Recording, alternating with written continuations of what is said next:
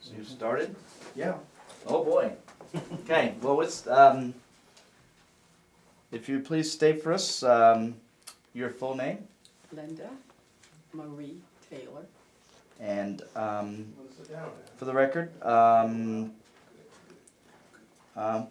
which force did you serve with? United States Army, The Army. And what rank did you? captain promotable. Excellent, excellent. Okay. Are you still feeling correct? Yes. Okay.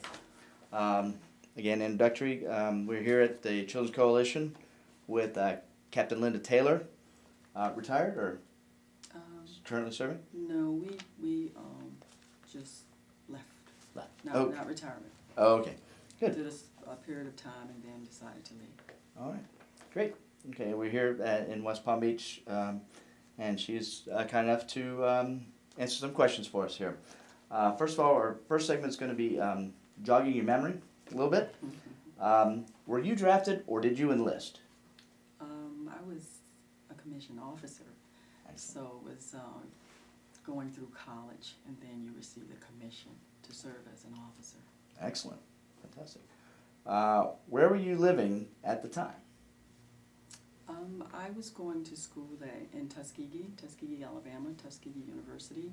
That's where I completed my ROTC duties, and at the end of my 4 years there in college, you receive a commission. The first assignment was out at Fort Huachuca, Arizona, where we received all the initial training before going to a first assignment. Excellent. Why did you join? There were, I would say, a couple of reasons.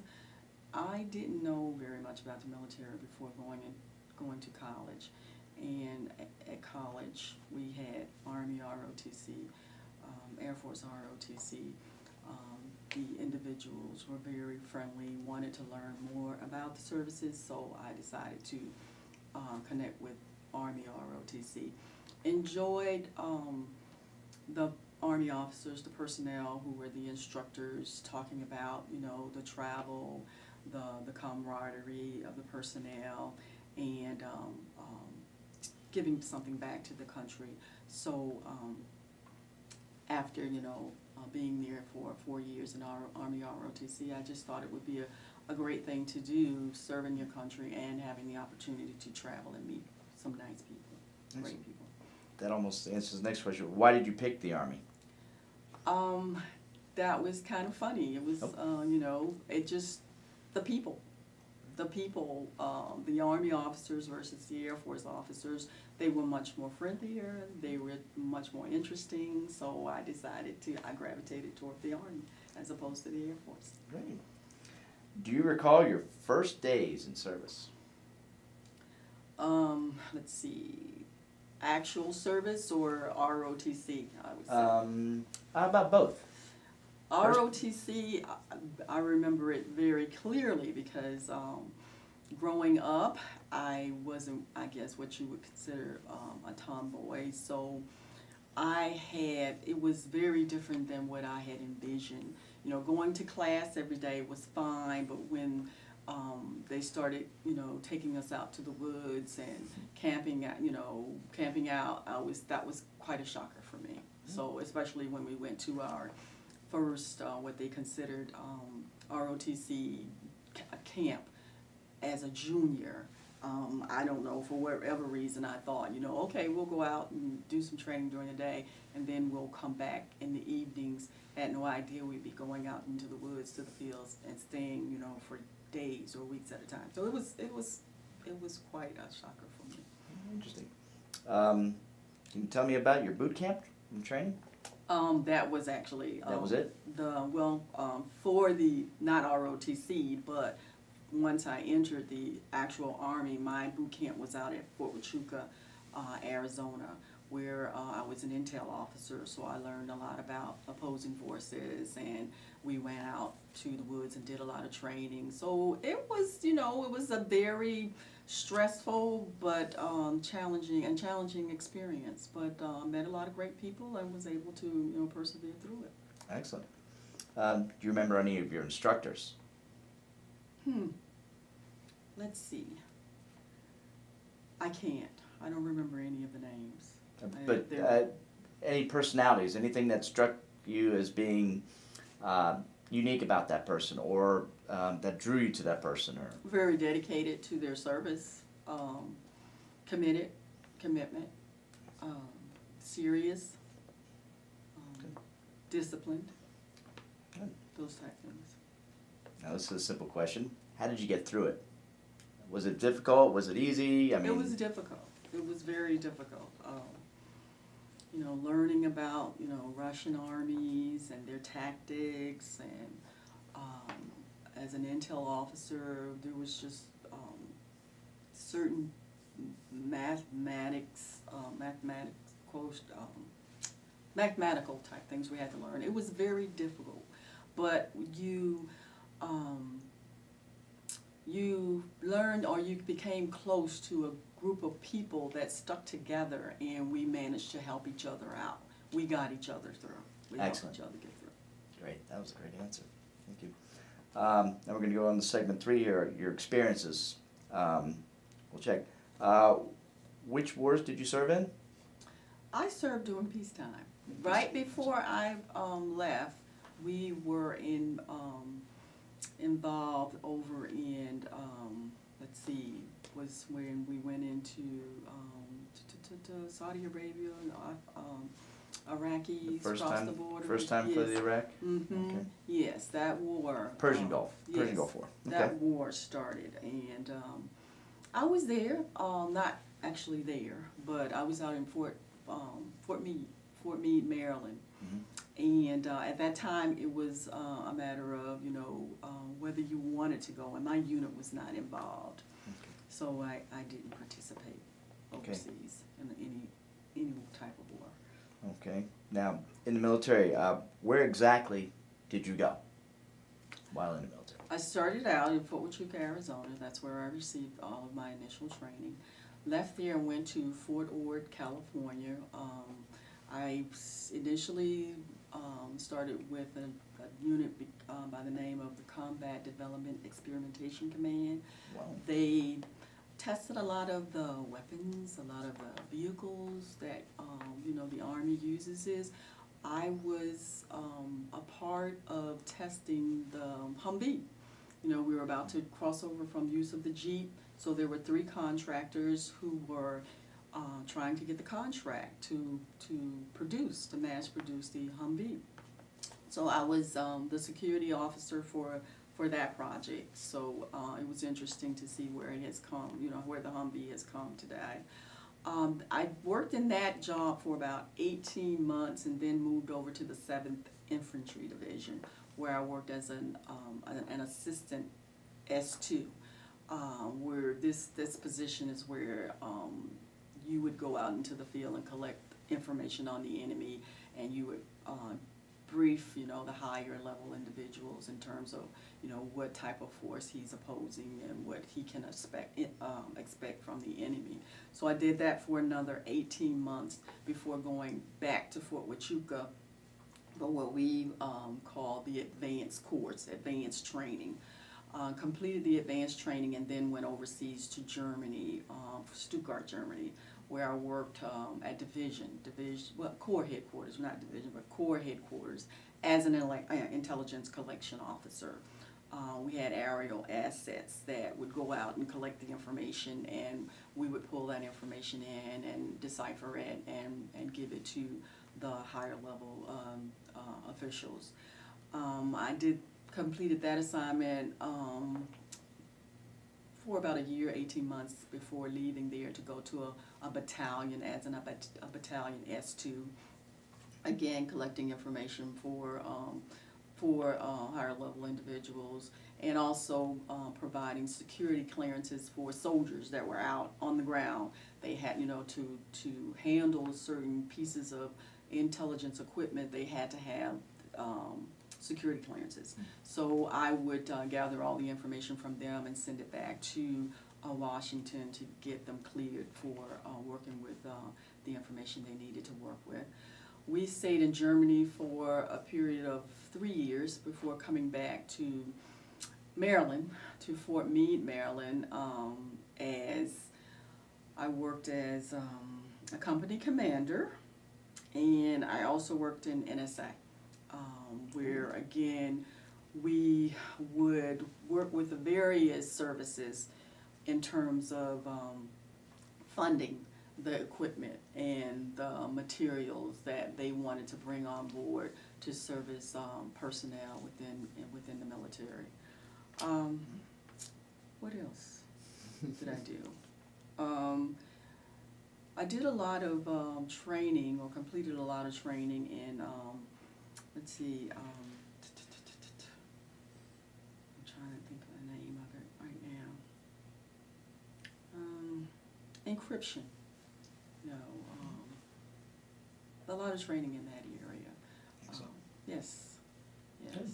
Now, you said you served during peacetime, so you never saw any combat? No. Okay. I never saw any combat. So make sure that we bounce through a couple of these, so you didn't have any casualties.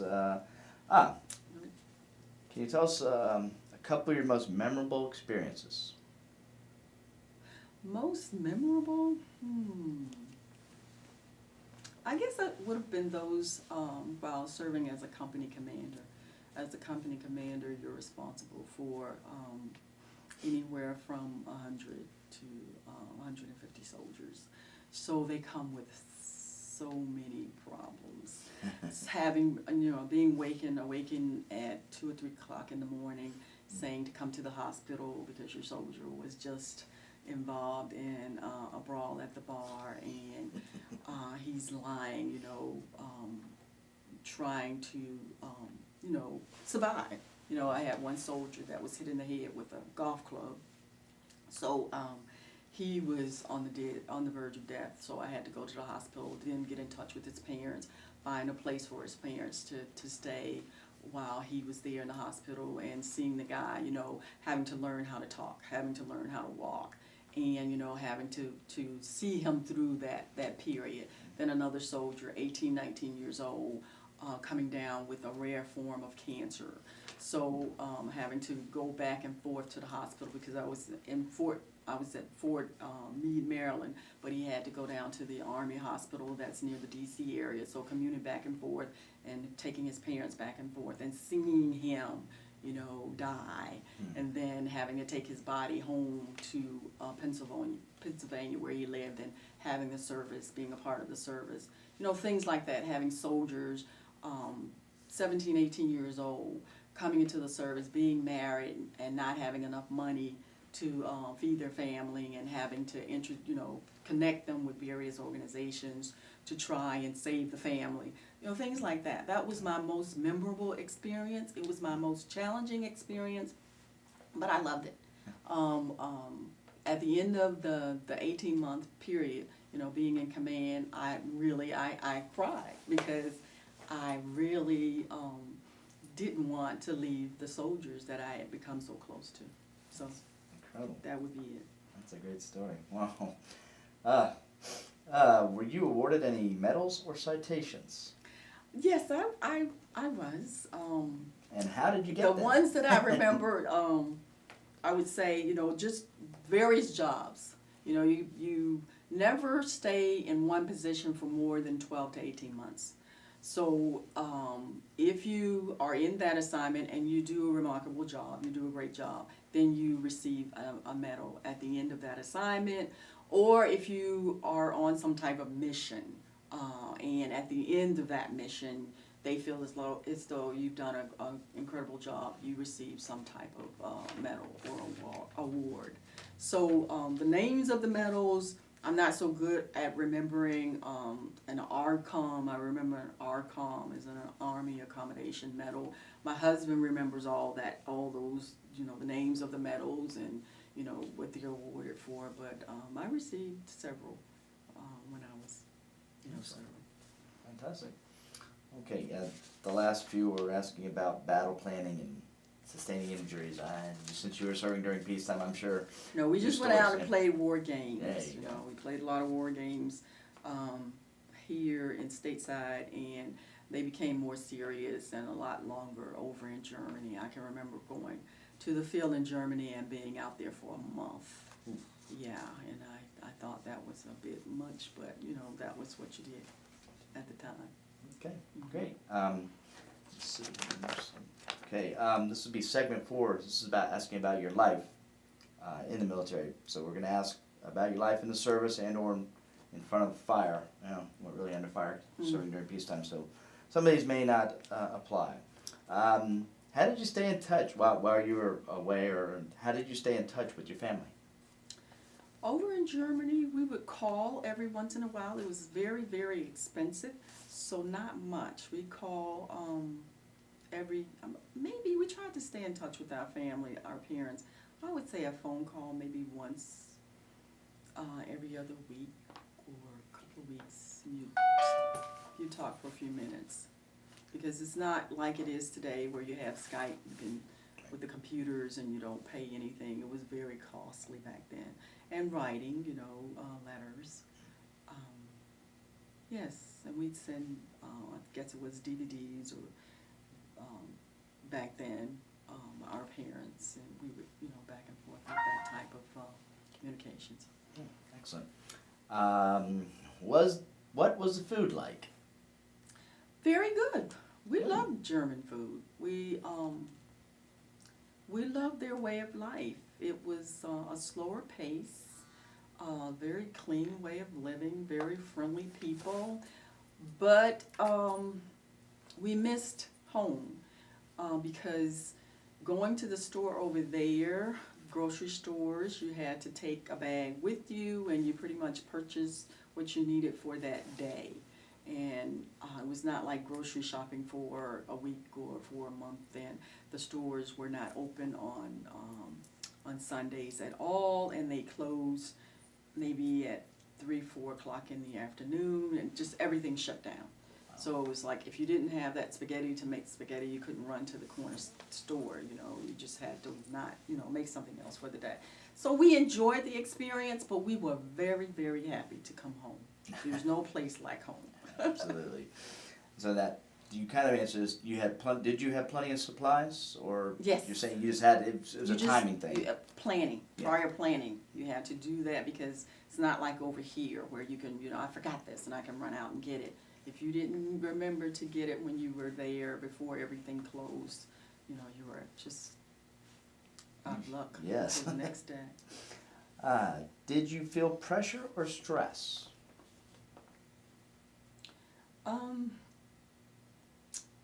Let's see.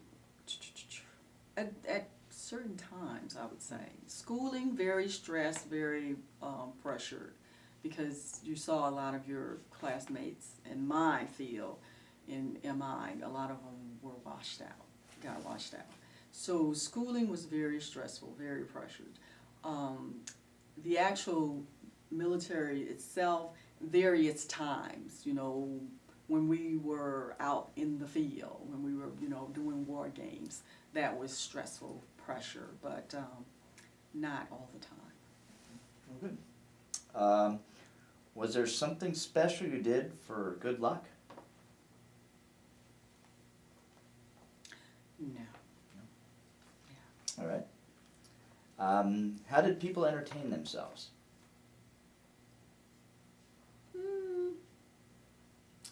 The military is very big, and I guess I have to stand back and say, are you asking the question in reference to when you're not on duty, or? Was there different things you could do when you're not on duty or while you're on duty? Well, there was family. Okay. When you're not, for the most part, when you're not on duty. There were family and friends, visiting each other, but the military is very big on social events, and then for spouses, and I wasn't quite sure where I fit in because my husband and I were both in the military, but for the women who were supporting their husbands, not part of the militaries, they were very big on clubs that the generals or the lieutenant colonels or whoever your boss was, their wives would be, the senior persons, so they would be in charge of ensuring that the families got out and were involved in the community or did sightseeing or whatever. So I guess we were a part of that because I was a female. So we did a lot of sightseeing. We did a lot of, going to the social get-togethers for whatever was going on. So there was not a lack of that. There was, always that camaraderie of getting, people together to socialize with each other. Were there any entertainers that came while you were there? Since it was peacetime, right. Not that I can remember. Okay. None that I can remember. What did you do when you were on leave? Went home to visit family and friends. For the most part. Or we were always assigned to places that we were not familiar with. So you would go and, see the area, do some sightseeing. In California, there was always so much to do. San Francisco, Southern California, Hawaii. So we would, we loved traveling, my husband and I. So we always, would get out to see places, experience new things. So, well, here we go. Where did you travel while in the service? I know you wrote down a bunch of stuff, so we're going to document that right now. So, where did you travel while in the service? Okay, I started out in Fort Huachuca, Arizona. That was my first assignment. From there, we went to Fort Ord, California. Stayed out in Fort Ord, California for about 3.5 years. Went back to Arizona for more training before traveling to Germany for a 3-year tour. And I was assigned while in Germany to at least 2 areas: Stuttgart, Germany, Heidelberg, and a couple other places I can't even recall the names right now. But while in Germany, we saw most of Europe. When we were not, on vacation or when we were not, on duty, we traveled all over Europe. So after leaving Germany, came back to the States, went back to Arizona again for training, some training out in Fort Riley, Kansas. I was there for a couple of months. And then on to Fort Meade, Maryland. Stayed in Fort Meade for 3.5 years, almost 4 years, working for NSA and then for the 704th MI Brigade. Then decided, my husband had gotten out, coming out of Germany, and we decided to go to Maryland because, we researched and found that would be a great area for military officers wanting to leave the service to become employed. So I was still in the service when we first arrived at Fort Meade, Maryland, but I completed my tour. And knew that, my next assignment probably would be Korea. We had a small child at this time, so I left the service at the end of that assignment. Walked out of the military one morning and into a classroom the same afternoon. Wow. All right. Let's see. Do you recall any particular humorous or unusual events? Humorous? And this leads into the next question. What were some of the pranks that you or others would pull? If those coincide in any way, shape, or form, they kind of... I don't know. Humorous.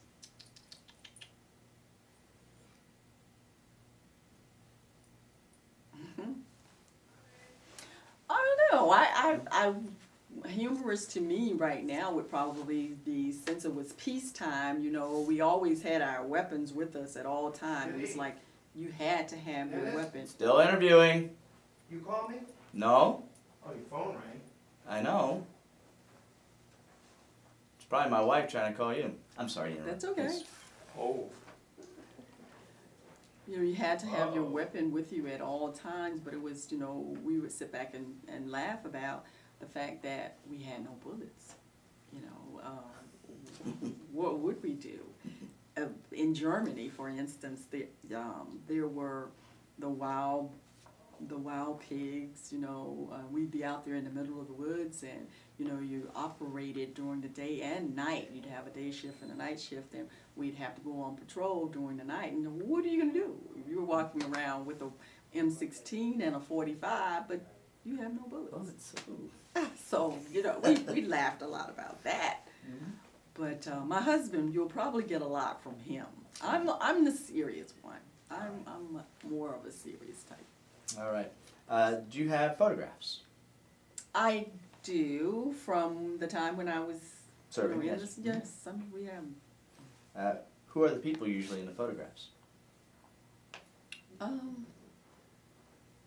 Soldiers, pictures of events Hey, that happen throughout my time in the service. We'd always there would always be photos of various events. So, were they particular? Were you doing Okay. to document anything, or just to remind yourselves of who the people you served with? Exactly. here, it's, What do you think of officers? You already asked it. What did you think of officers and fellow soldiers? You had a lot of interaction with them, so.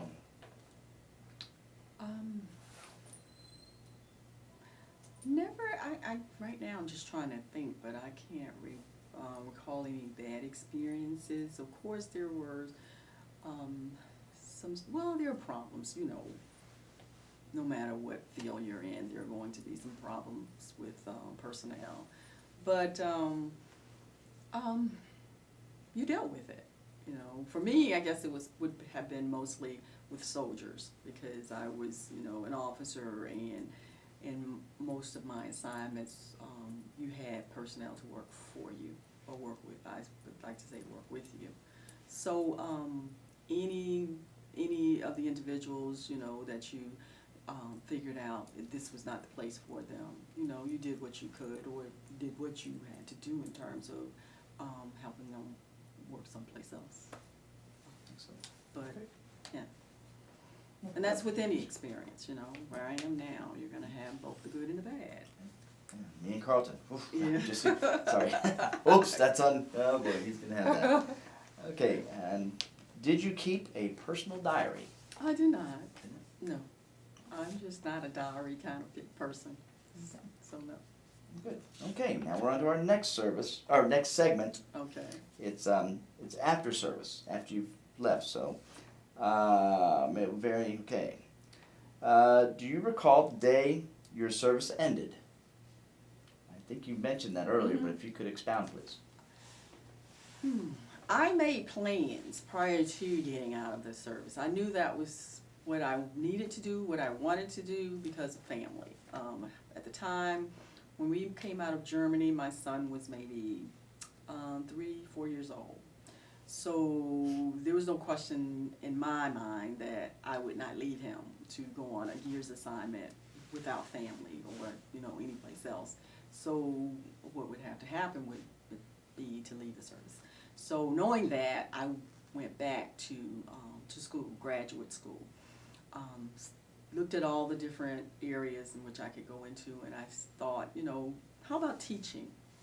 When I was in college, I did not get a degree in education because the field was saturated at the time. But the pendulum had swung all the way back to the right, and there was a shortage in the area. So I started taking graduate coursework for that at Johns Hopkins University to become a teacher. And because the area was so short, you had school districts that were looking to the military for Army officers that were making an exit to try and bring them into the area of teaching. So I had Baltimore City recruiting on Fort Meade, so I went to a couple of interviews and was picked up by Baltimore City. So their program allowed you to go to school and be in the classroom at the same time. So I was walked out of the military like I said, one morning, and was in the classroom the same afternoon as an elementary school teacher. So I finished up my schooling with Johns Hopkins University and taught for about 4 years. I knew that the classroom was not where I wanted to end up with all of the leadership skills that I received in the military. I knew it was not where I wanted to remain, but I wanted to start at the bottom. The military taught me that you really need to start at the bottom, walk a mile in my shoes before you can, move up the ladder and tell someone else below you, what to do, what it feels like. So I taught for about 4 years, stayed at Hopkins University, getting another degree in administration, school administration. So I left the classroom and did a couple other jobs in between at the administrative level before going into a principal internship position and then moving on to become a principal where I am right now. Wow. That's impressive. That's really cool. And so the next question, was your education supported by the GI Bill? Yes. Excellent. It was. All of my Hopkins schooling was supported by the GI Bill. Okay. Did you make any close friendships while in the service? And did you keep those relationships? There's after? one soldier that worked for me when I was a company commander. She and we get together at least once a year to have lunch. She's working down in Washington, D.C. At it's not the White House, but she works as a what is Teresa's job? You go in to tour the Capitol. She works at the Capitol, and she's in one of those offices. So when we have friends to come to town, she'll set up tours for us and everything.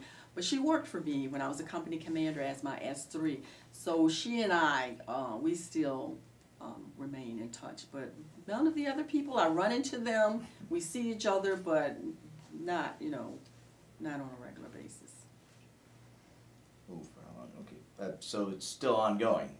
Yes. So it's. Oh, yes. How long is it? How long? So total number of years you've known this person? Oh, let's see. I would have met her in 89, 90.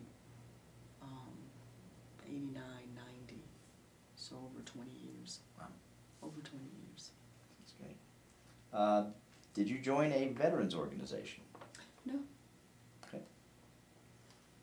Now we're on to our final segment. And when you say Okay. veterans organization. The VFW, Veterans of Forest War, No. Okay, there's a few others, I believe. No. Okay. Last segment, later years in total. Okay. What did you go on to do as a career after the war, or after your service? Teacher, elementary teacher, classroom teacher. And you are now Now I am an elementary school principal. what school? Govins, it's called Govins Elementary School in Northeast Baltimore. Excellent.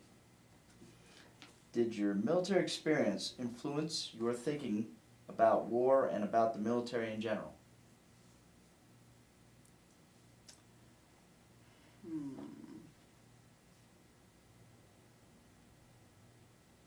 I don't know that. I don't know that it influenced my thinking. I think I may have had the beliefs before even going in.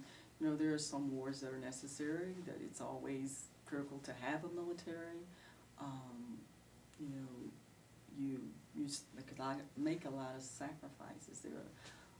The military consists of people who just make great sacrifices. But I don't know that my way of thinking was any different before going into the military. Okay. Did you attend reunions? No. Okay. No. How did your service and experiences affect your life? I would have to say that I owe who I am and what I'm doing to the military. I learned to be a leader. It wasn't something that I was born with. The military provided so many challenges for me to overcome. I have excellent interpersonal skills, and I owe that all to the military. It was just a wonderful experience. having met some great people from all walks of life, having learned so many things from so many people, I attribute the military to the success that I now have as a civilian. I really do. Wow, that's fantastic. Is there anything you would like to add that we have not covered in this interview? No, I would have to say that it would be the information that I just presented to you. The military, I think, is something. It's a place that provides so much to a human being in terms of service, duty, honor. I just think it's something that people would want to do, would want to experience. I'm grateful. Well, we thank you very much for your service. We really Thank appreciate you. it. Sure interview, graduates, knowledge. I think that's about it. Okay. Great. Thank you very All much right, for your all time. right. Okay.